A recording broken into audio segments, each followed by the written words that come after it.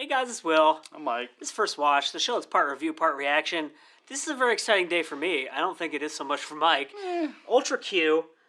We've done 2 videos on this now, so this is our 3rd. So if you watch the channel at all, then you know what this is. If you don't, Ultra Q is a Japanese television series. It came out in 1966. It's kind of like the Twilight Zone, basically, where weird phenomenon happen, and there's a phenomenon. And there's a team that's like, there's like a reporter, a helicopter pilot, a photographer, and a scientist, right? Is that like the basic makeup of the team?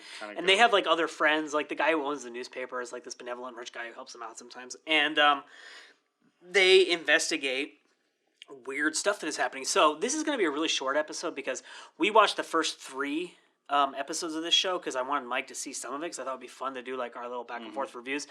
I'm going to watch the whole thing and do like a full like in-depth review of the whole series, but this is just kind of like an overview of what the show is, what you can expect from it, who will like it, who won't.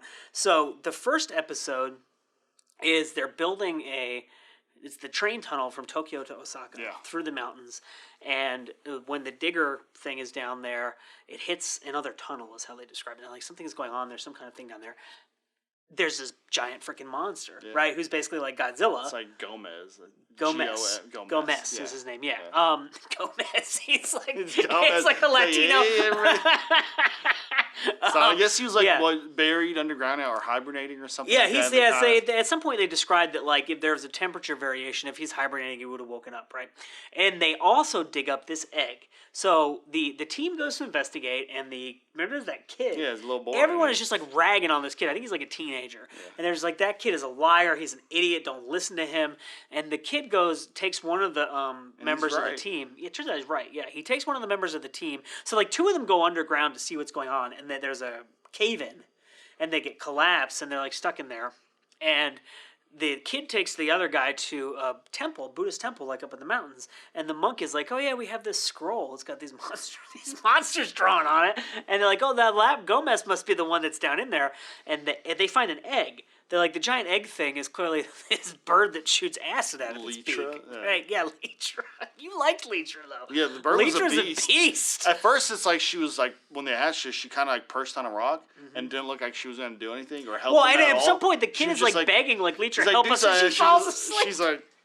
She's just a beast. She's like, nope. But then she does fight the other monster. And so, I mean, spoiler alert, but the monster comes out of the cave. And obviously, the whole point of this whole series is there's a giant monster fight. And they fight. And she wins. But it's basically like if you were to take, like, not the original Gojira Godzilla movie, which is obviously, like, this whole metaphor for, like, nuclear war and stuff like that, but, like, the later, like, corny Godzilla movies and distill it to, like, a 30-minute, well, this is, like, 24-minute episodes? Yeah, they're pretty short. Yeah.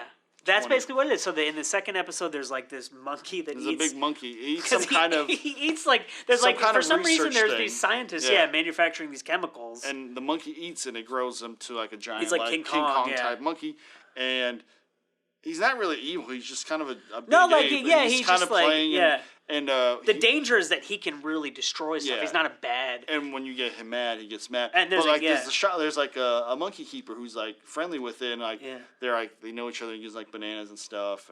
But then he gets arrested because he steals fruit from an orchard to feed the monkey. It's a lot like King Kong. Yeah, so the monkey gets pissed and starts smashing stuff up.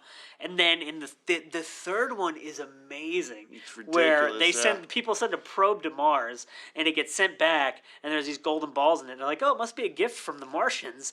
And then it falls in water and it becomes a giant slug with huge eyeballs that shoot laser beams out of them. Yes! But they're like, keep these safe, so they put in some small safe in this government building where a random crook just comes in, uses a blowtorch, gets inside the safe. No one's guarding it. He takes all the money, takes the eggs. Then him and another guy, I think one of the team, we don't know what to do with it. Yeah. And the guy finds the little egg. He makes a necklace for the girl. Yeah, because he has a crush on her. Yeah. And then she's walking around with the monster. And it falls off into the water, and right? at the end, she gets in the water, and it grows big too. Yeah. And my favorite thing was like, these aren't really that big of a threat because, spoiler, seawater kills them. So they're we have an unlimited amount of seawater, so they're not a big threat. But they're going to send a new monster that isn't afraid of seawater. And I'm like, this is so ridiculous. But so the the hypothesis that is presented is that there is some international coalition of planets that don't allow people to send probes into space, and Earth didn't know that, and they violated it. And so this is like a warning. Well, the idea is interesting because it's like there could be all these other civilizations out there that are more advanced that have their own laws, and we're being like hogs and just sending crap out there that nobody wants out there, and we don't care. Yeah, so like, okay, screw you. Here's a slug. Maybe we shouldn't do that kind of stuff. So I will say, like, I'm not as big a fan of like the monster movies. Period. I'm just never been a huge fan. These are well done for the time period, and it's not. These weren't even films. These were for TV. Yeah. And TV back then, especially, had a much lower budget. So we watched this right after Black Magic, and Mike's like immediate reaction upon like the first 2 scenes in the thing was, "This is so much more well made than Black Magic." Agreed. But I mean, the this Japanese was like the studio, and Black Magic system, was like a guy with a video camera. No, the Shaw Brothers was a big I know, studio, but that's what it felt like. No, I mean the Japanese had like a really great studio system at that point in time, and like I mean this was the mid '60s, like they were booming. So if you are, like Mike said, like I grew up watching Godzilla movies and monster movies, and like if you like that kind of stuff, kaiju, etc., I think you will love this.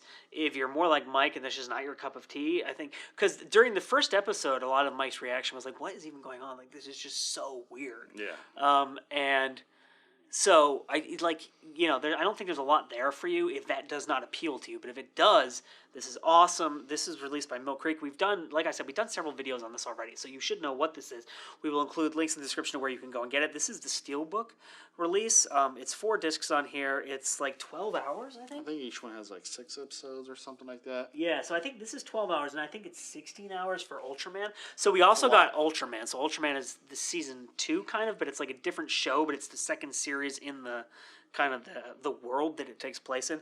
So yeah, Ultra Q. If that's your cup of tea, I think you'll really like it. Also, I think if you like supernatural psychedelic 60s stuff, even if it's not Japanese, like some of the Avengers episodes from the 60s, not Avengers, the Marvel stuff, but like Emma Peel and I think if you it really reminded me of a lot of the Twilight Zone. It had the kind it of has vibe, a major Twilight Zone vibe. Almost like a narrator too. I wouldn't be surprised if the people like Eiji Tsubaraya was the guy who created the show. Probably liked it. He was really well known for creating monsters, right? Like he built monster suits and stuff like that. I wouldn't be surprised if he was like, let's do the Twilight Zone, but let's do the Japanese monster version of it. Like basically that was the pitch for the show. So it's called Ultra Q. My name is Will. I'm Mike. Thank you for watching, and we will see you next time.